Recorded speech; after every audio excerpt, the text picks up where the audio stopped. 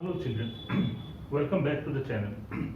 Today we will be continuing our discussion on gravitation and particularly taking up the topic of satellites. Now, what is a satellite? The first and foremost question that we have is, what is a satellite?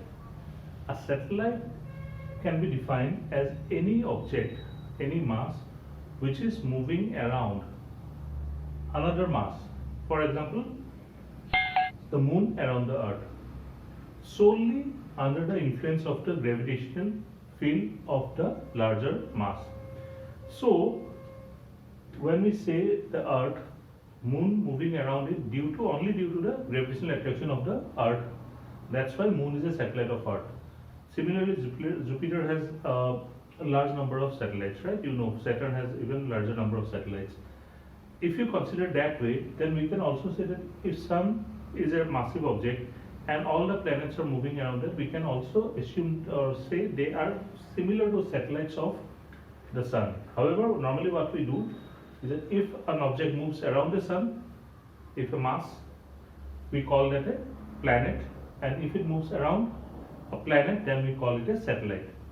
So what it means is that, see, how an object moves around another object under the influence of a force which is attracting that object towards the center of the massive object. Because we know that gravitation is a force that is acting from the center of one mass to the center of the other mass. So the smaller mass must fall towards the center of the larger mass, but it does not. Why? The answer is because of the fact that the object has certain velocity. So it must have happened such a way that moon or an object, moon say for example around Earth, moon was moving with certain velocity without the influence of any force. When it entered the Earth's gravitational field, and due to the Earth's gravitational field being at such an angle to the moon's path of velocity, it started moving around the Earth. However, since in the space there is no other kind of acceleration acting on it, so the velocity of the moon remained the same. However, its direction kept on changing. So magnitude of the velocity of the speed remained the same, but the direction kept on changing, and as a result, it took a circular orbit around the Earth. The orbit does not necessarily be circular as we have shown here, but for simplicity we are taking the orbit to be circular for the time being, for simplicity of analysis. So if we have a mass m around any planet within its gravitational field and we give it a initial velocity in certain direction, it will in such a way that it does not come back to the planet. At the same time, it doesn't escape the planet also. Then what will happen is that the object will take some kind of a path around the planet and will start moving and become a satellite of it. So what happens is that, let's say this is the planet. Normally what happens, we will throw something, it will come back to the planet, right? If we increase the speed, it will take some longer time to come back, move further. So if we throw it such a way that it moves, and when it comes back it doesn't touch the planet and goes, so what will happen, it will take an orbit around it, say an elliptical orbit. In the special case, we are talking about the circular path.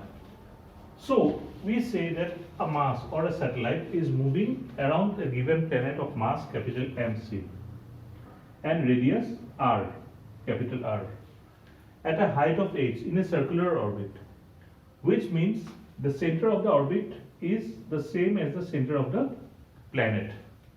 So the height of the orbit, that is r, also the total radius of the orbit will be r plus this. This will be the radius of the orbit, and we say it's moving with a constant velocity of v, because in a circular motion we know that since the force is acting radially or perpendicular, force of gravitational attraction is acting perpendicular to the direction of velocity, it doesn't change the magnitude of the velocity, that is, the speed remains the same. Okay, under such conditions, what is the force between these two? We know that is the force of gravitation, and that will be given by g m, small m, by r plus h, right, whole square. Again, if we consider a circular motion of it, then we need a centripetal force so that it keeps on moving in a circular orbit, and that centripetal force Fc must be equal to mv square by r. So m v naught square, speed of the object, by r plus h.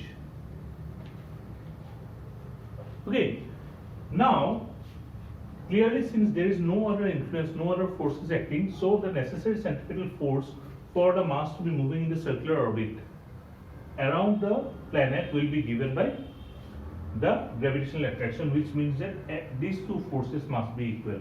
That is, the force of gravitational attraction must provide the necessary centripetal force, which will mean that these two terms are equal. And so, if we simplify this, equate these two and simplify, what we get, these two will give Gm by r plus h whole square must be equal to v naught squared by r plus h. And so we will be able to solve this for v naught, and that will be v naught, the speed with which the object must be moving so that it traverses a circular orbit of radius r plus h, will be Gm by r plus h whole thing under square root term. Okay, fine. However, we know that Gm by r square will give us acceleration due to gravity on the Earth's surface. So if we substitute, what we get Gm must be equal to gr squared. So if we substitute Gm with g small g into r squared, acceleration due to gravity to r squared, this term will become, r will come outside, right? So r, then g will be here by r plus h.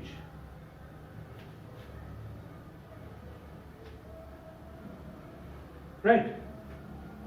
So this is the expression for orbital velocity, or velocity of an object or of a satellite at a height of h from the surface of the planet, or at a distance of r plus h from the center of the planet. This velocity is known as orbital velocity. Why? Because this velocity is the velocity that is necessary for the object to be moving in the orbit.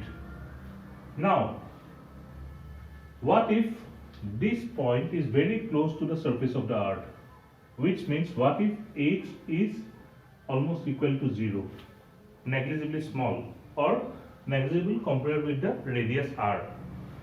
In that case, near the Earth's surface, that is, near the surface of the planet, r plus h will tend to r.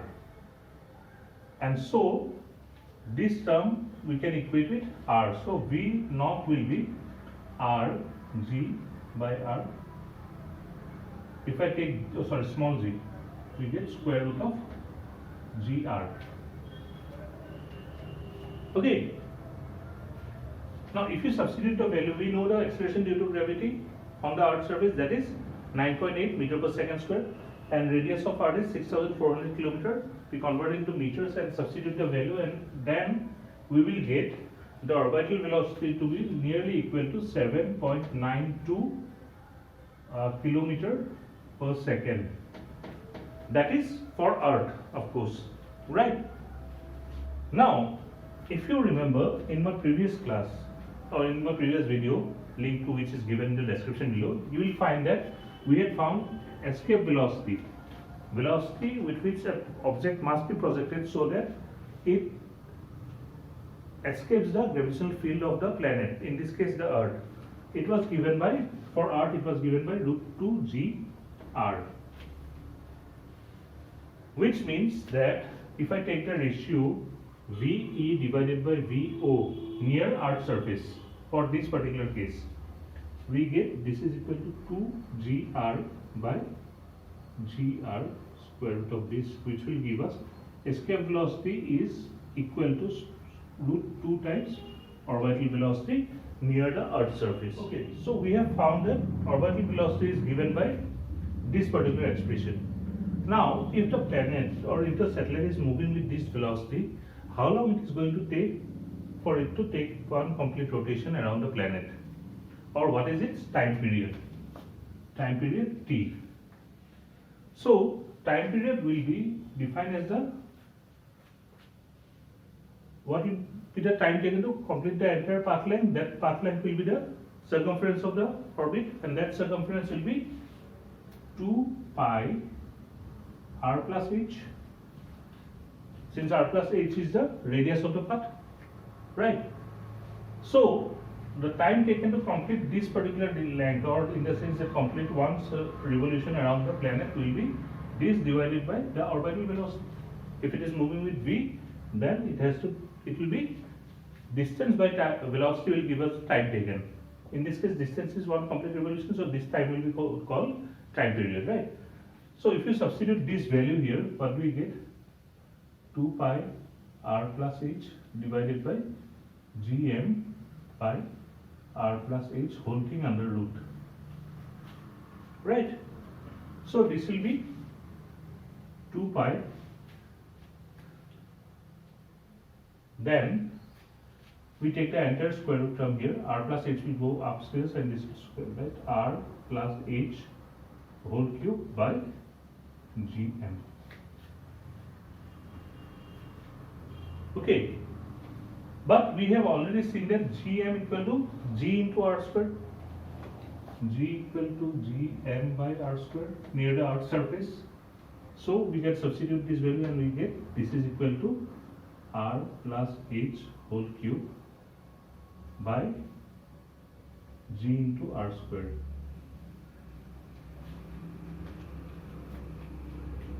Also, we know that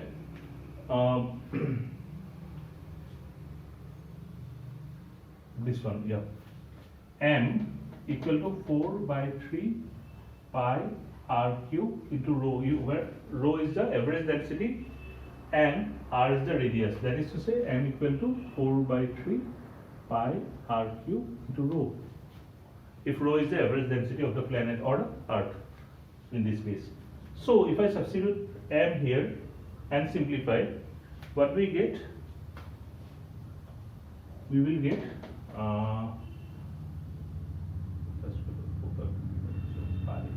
only pi will be there, right? And then 3. Let's just do this. This term, if I substitute m, this value, what we get? 2 pi, then r plus h whole cube divided by 4 by 3 pi, then g, then r cube into rho, whole thing under square root. If I take 2 pi inside the square root term, what we have?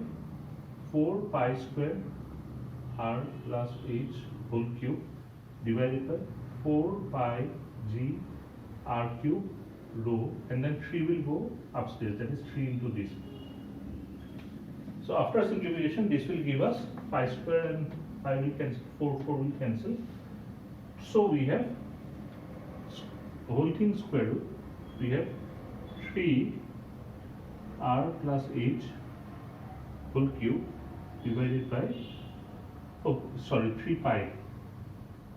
3 pi r plus h whole cube divided by g r cube rho. Okay, so the time period of a satellite can be given by either of these 3 expressions. Now, again, like the previous case, if we consider the satellite to be very close to the surface of the planet or surface of the earth, that is to say, what if h is almost equal to 0, or h is negligible compared with the radius of the earth or the planet? Then this expression will clearly give us time period will be given by 2 pi, instead of r plus h I will write r cube, and then we have g r square, whole thing under square root, or we have 2 pi r by g, whole thing under square root. If you substitute the value for earth, that is radius is 6,400 kilometers and acceleration due to gravity is 9.8 meter per second square, what we have after simplification, we will have a value of around 5078 second. Just do the calculation at home and see whether it's correct or not. Okay, now from this expression for time period, this particular expression, say equation number 1, if we square both sides, what we get? We get equation number 1 squared. We get t squared must be equal to 4 pi squared r plus h whole cube divided by gm, which means that r plus h whole cubed must be equal to t squared gm by 4 pi squared, right? Or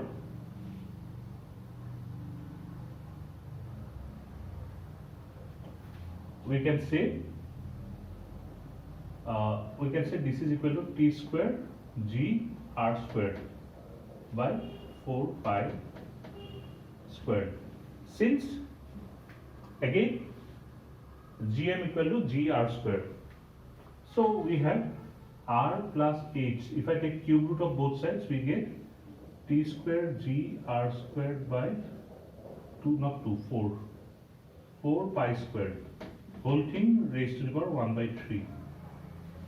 Or we have a expression for height of a satellite from the surface of the planet, that is for this height. This can be given by t squared g r squared by 4 pi squared whole raised to the power 1 by 3 cube root of this minus r, radius of the planet. So if we have the time period of a satellite and rest of the things being constant, we will be able to find the height at which the satellite is located. Okay. Now this is going to be very useful in finding one particular type of satellite, which we call a geostationary satellite. So first, let's define a geostationary satellite. So what's a geostationary satellite? By the name, you can say that it's a combination of two. One is geo and then stationary, right?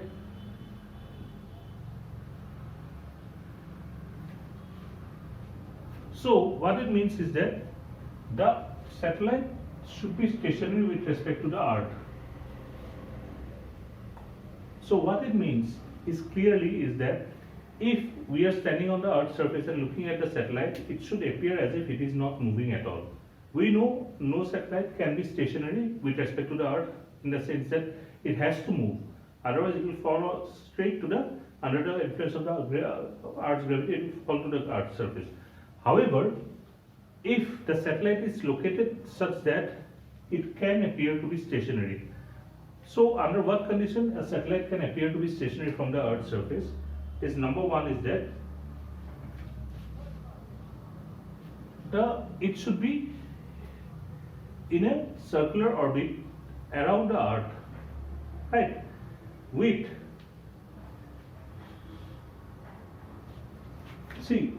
know that Earth is moving about its equator, right? So, if the satellite is located somewhere in the same plane as the equator, that is the equatorial plane, here at certain height, and has the same center as the center of the Earth, so concentric with the Earth and in equatorial plane.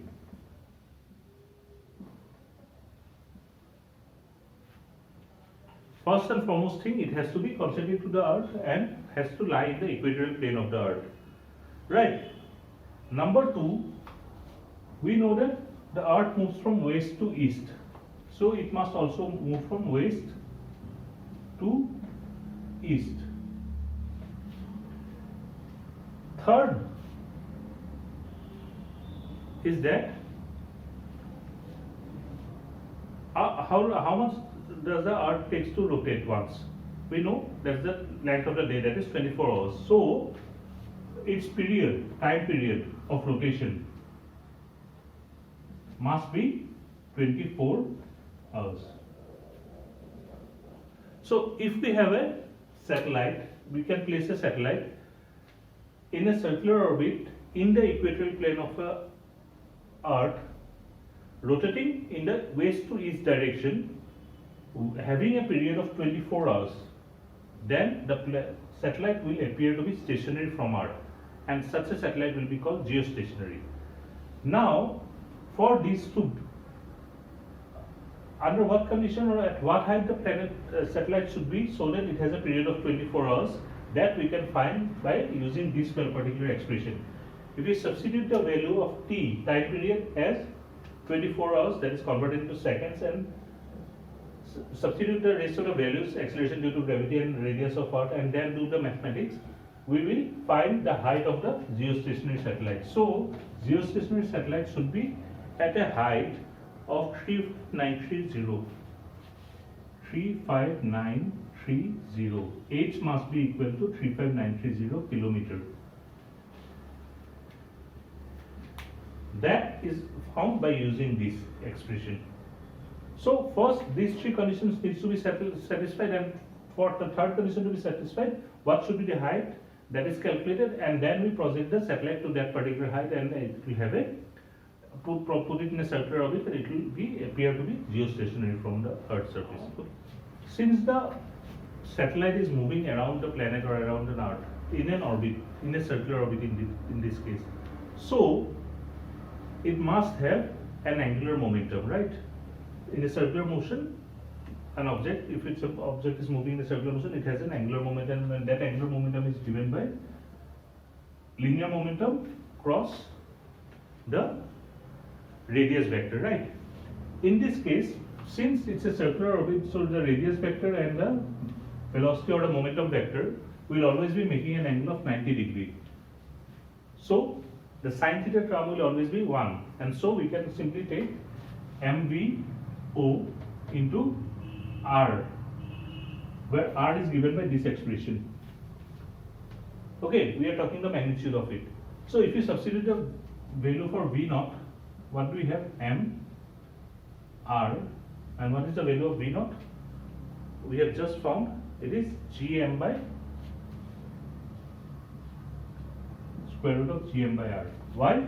Because we found that v naught equal to gm by r plus h, square root of this, just now. And since smaller is equal to r plus h, so we can write gm by r, which will give us that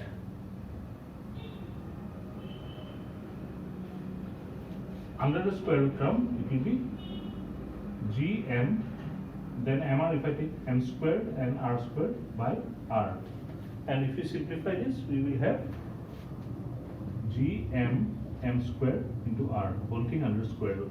So angular momentum will be given by this particular term, where small r is radius of the planet plus the height of the satellite from the surface of the planet, that is the radius of the orbit of the satellite. Now if you look at this situation here, what we have seen is that the satellite is in the field of gravitational field of the planet, and so it must have its potential energy by virtue of its position. What is the position? It is always at a height of h, or at a distance of r, small r, which is given by this expression from the center of the given planet. So using the expression of potential energy, we know that the potential energy of the satellite will be minus g m n by r, r being the radius of the orbit, right? And also we know that the kinetic energy, because the object is moving with a velocity v naught, will be half m v naught square, which will be half m gm by small r, right? Or we can say this is equal to gm m by 2r. Kinetic energy is always positive because it's a v square term is there, right? Which means that the total energy of the satellite will be sum of potential energy and kinetic energy, which will be minus gmm by r plus gmm by 2r, or half gmm by r, right? minus gm m by r plus half gm m by r, which means total energy is minus gm m by r, that is half gm m by r, right, by 2r. So the total energy of the satellite which is moving around the planet is negative. What does it mean? In physics, what it means is that if the total energy of a system is negative, the system is in a bound state, which means the satellite is bound to the planet, in this case to the Earth. Which means that to free the satellite, that is to say, to send the satellite away to infinity, we must do this amount of work, right? Not the minus term, sorry. This amount of work. We need to do work which is equal to gm m by 2r. If this amount of work is done, then only the satellite can be freed from the Earth and sent to infinity outside the field of Earth. So this energy with which the satellite is bound to the Earth is known as the binding energy.